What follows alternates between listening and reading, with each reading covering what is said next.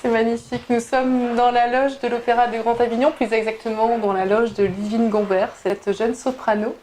Bonsoir Ludivine. Bonsoir. Vous nous accueillez dans votre loge pour cette production des Dialogues des Carmélites. Oui. Vous jouez dans votre région. Oui. Beaucoup de choses qui sont justement qui font que ça vous rapproche de cette région, ces dialogues. Oui, en fait, c'est surtout que l'Opéra d'Avignon me fait confiance. Et je crois que c'est une maison qui m'a permis de me frotter à des grands rôles aussi de l'opéra. Donc Blanche en fait partie. Et ces dialogues, j'avais eu l'occasion de les faire il y a longtemps. Et donc je suis très très contente de faire mes débuts dans ce rôle ici. C'est la première fois que vous interprétez Blanche par contre. Hein. Oui. Ouais. Et c'est un rôle c'est celui dont je rêvais depuis mes tout débuts d'année de chant. Et puis c'est vrai que c'est un rôle qui demande beaucoup de maturité, je crois, vocalement et scéniquement, je pense, parce que c'est un rôle qui est très fort, qui peut être vite écrasant dans le sens émotionnel du terme. Traumatisant, oui. Il y a des choses qui sont très très fortes. Et en même temps, j'essaie d'apporter, comme tout chanteur, ma vision du rôle et dans cette mise en scène d'autant plus qu'elle permet aussi d'avoir un autre éclairage sur cet ouvrage. Voilà. Comment vous l'avez su que vous étiez prête? Comment vous l'avez senti?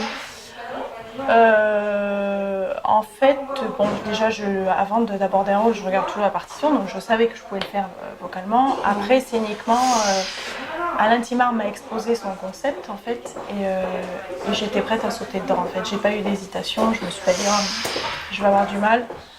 Je pense que voilà, j'étais prête pour prendre le risque. Comment vous pouvez vous influencer quand il y a des choses aussi fortes? On raconte un petit peu l'histoire si vous voulez bien. Oui. Vous voulez vous isoler dans ce couvent. Oui, en fait, je crois que la clé du personnage de Blanche, c'est en tout premier lieu, c'est qu'elle est née de la mort de sa mère. C'est-à-dire qu'en donnant la vie à Blanche, le père de Blanche le dit, sa mère est morte en fait, en couche. Du coup, je pense que Blanche porte ce poids-là, qu'elle est la vie qui a enlevé la mort, qui a engendré la mort. Du coup, elle est pleine de peur, la mort la terrifie. Et je crois que son choix, en fait, c'est comme une pyramide, elle y va, en fait, elle va vers la mort. Donc c'est un personnage qui est très complexe parce qu'elle peut avoir des côtés très tourmentés, des moments de violence, elle a aussi des moments d'apaisement, de quête, de questionnement. Et puis à la fin, elle trouve la sérénité dans le choix de sa propre mort, en fait. Elle est guidée spirituellement? Oui, je pense qu'on ne peut pas... après, chacun y met ce qu'il veut, et c'est ce qui est bien dans cette mise en scène, c'est qu'il n'y a pas de carcan religieux, c'est-à-dire qu'on n'est pas... il n'y a aucune croix sur scène, aucune sœur ne porte le vêtement des sœurs. Donc du coup, ça laisse ouvert à chaque croyance. Mais je crois que de toute façon, l'humain a besoin d'être guidé. Ouais, on a tous, je sais pas, ne serait-ce que... On a des questionnements sur sa propre vie. Moi, je sais que je le traverse. Chacun a ses questionnements et ses quêtes, et on est tous à la quête du bonheur, en fait. Il y en a qui le trouvent dans la religion, d'autres dans l'art, d'autres dans... Il y a plein de moyens de trouver, mais on est tous en quête de quelque chose, je crois. Sinon, on passe, je crois, à côté de sa vie. Mais c'est chacun... Alors, c'est la troisième fois que je vous interviewe, et effectivement, chaque fois, je trouve une Ludivine de plus en plus mature, de plus en plus je vous remercie. Et je rejoins tout à fait à ce que vous disiez justement dans cette interprétation où vous avez besoin, où c'était peut-être, il fallait peut-être aussi attendre parce que le rôle de Blanche demandait une grande réflexion, justement de savoir quel chemin. Je crois qu'il faut avoir un petit peu approché la mort, en fait. Ouais. Pas personnellement, mais il faut l'avoir vécu, il faut avoir perdu un être cher, il faut avoir, je sais pas, moi j'ai eu ce besoin-là et je crois que ça a été la clé pour moi quelque part pour me frotter à Blanche. De mettre en œuvre vos émotions, de pouvoir les... je sais pas, il y a eu un déclic qui s'est fait et en fait tout le questionnement de Blanche m'interpelle, me fait avancer sur mes propres questionnements en fait. Depuis que vous êtes maman particulièrement? Oh là, la maternité, ça a tellement tout changé. Oui, ça a fait, enfin, c'est quelque chose, on ne s'appartient plus, enfin, quand je dis ça, je dis pas que je m'oublie du tout, c'est pas du tout ça, mais je veux dire, on a une responsabilité, on aide à grandir quelqu'un, donc élever quelqu'un, c'est une autre charge. Et comment vous trouvez cet équilibre-là entre votre planning d'artiste et votre aménagement de votre temps personnel? Je crois que je fais en fait comme tout le monde, je m'organise comme je peux. Il y a des fois où c'est plus ou moins facile. Après, je pense que j'ai la chance d'être très très bien secondée. Et puis je crois que quand on veut que les choses se passent, quand on a besoin de temps pour soi, on se crée en fait. Je crois qu'il y a une question de volonté. Et puis je crois qu'on peut faire comprendre à ceux avec qui on vit que des fois on n'est pas disponible ou que c'est compliqué. Donc du coup, voilà, sans heurter personne, ça se fait.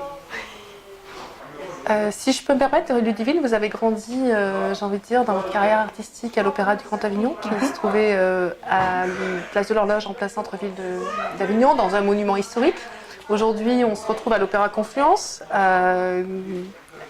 à l'extérieur de la ville, Oui. Dans une toute autre architecture, une toute autre acoustique, une maison en bois. Oui.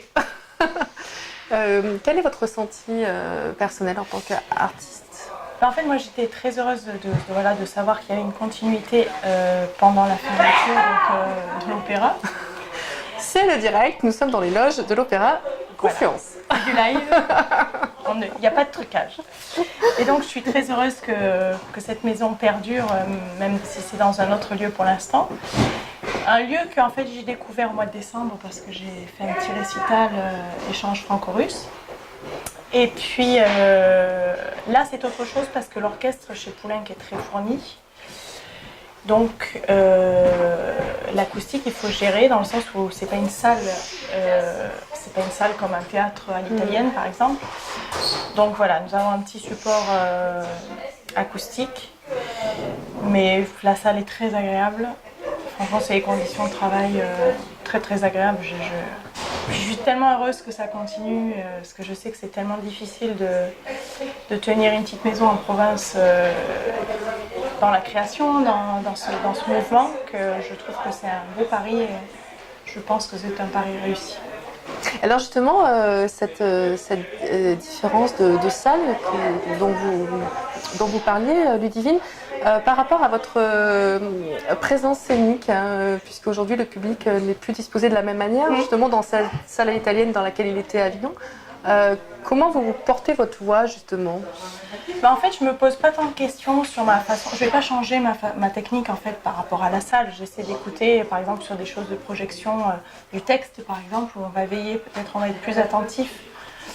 Mais la proximité du public, je crois, quand on est dans un rôle, en fait, je pense, je sais pas comment vous expliquer, mais je ne pense pas je vois même pas le public, en fait. Je suis tellement dans mon personnage que c'est presque comme s'il y avait un mur entre lui et moi, même si je fais passer les émotions, que je reçois les leurs, etc. Mais physiquement, je ne matérialise pas forcément les gens. Donc, il n'y a pas grand changement pour moi dans mes sensations. Voilà, j'essaie de faire mon travail honnêtement, avec sincérité, et puis voilà, j'espère que les gens recevront ce que j'ai à leur dire. Vous avez pu avoir, étant donné que vous êtes dans cette relation justement de proximité, et je sais que vous êtes très attaché à l'Opéra d'Avignon et au public avignonnais, est-ce que vous avez pu avoir justement certains échanges avec le public Oui, j'en ai souvent. En fait, je fais en sorte d'en avoir parce que je trouve que c'est important. Ouais. Vous arrivez à... Oui. Ben, souvent les gens viennent me voir ou bien à la sortie, on se croise et on a toujours un petit mot. Je trouve que c'est important d'avoir ce lien.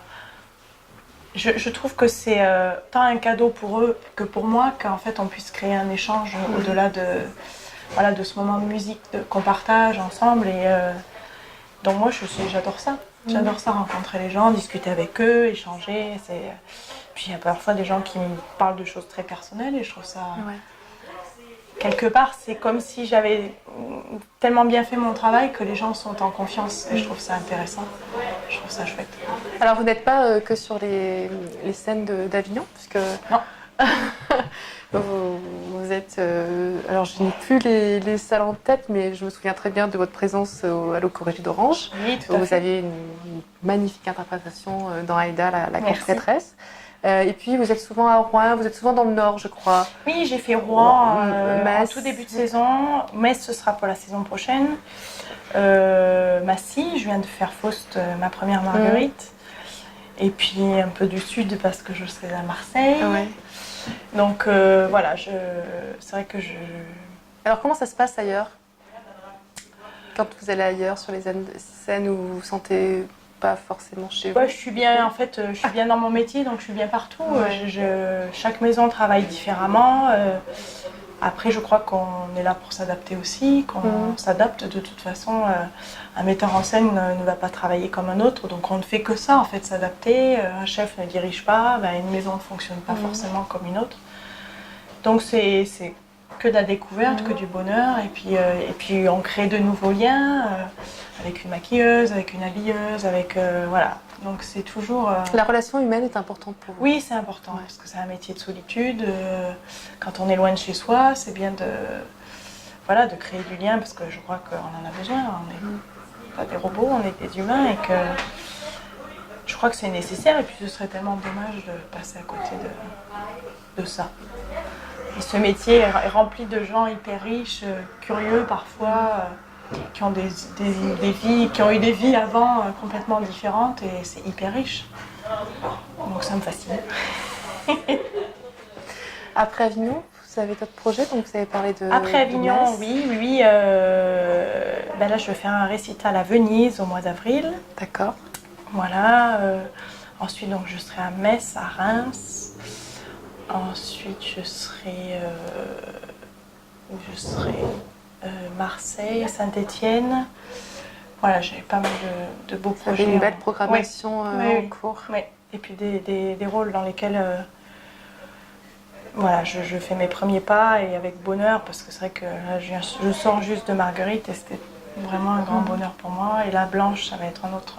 Ça doit vous prendre énormément de temps, justement, quand ce sont des premiers rôles. Oui, ça prend du temps, c'est toujours écrasant parce qu'une prise de rôle, on a tout à rôder en fait. On a à nourrir son personnage, continuer tous les jours, et puis vocalement.